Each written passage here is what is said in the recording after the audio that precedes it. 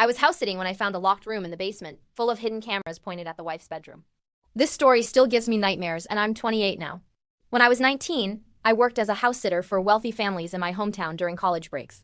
Good money, easy work, just sleep in their houses, water plants, feed pets.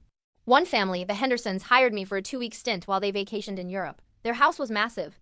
One of those old Victorian homes with servants' quarters and a basement that had been converted into a wine cellar and storage area.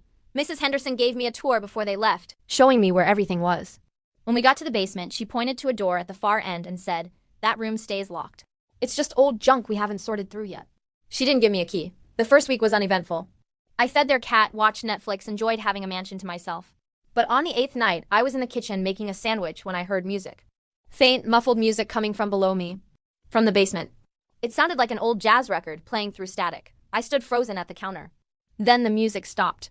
I convinced myself I'd imagined it, that maybe it was from a neighbor's house somehow carrying through the vents. But 20 minutes later, I heard it again. Louder this time.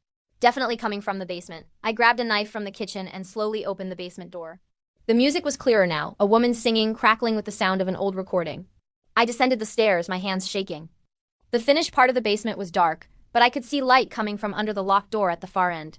The one Mrs. Henderson said was just storage. The music was coming from behind that door.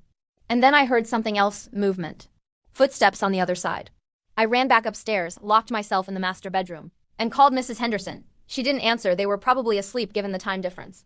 I called the police. When they arrived and forced open the locked door, they found a small room set up like an apartment. A cot, a hot plate, clothes, toiletries, and a record player still spinning, playing that jazz record. On the wall were photographs.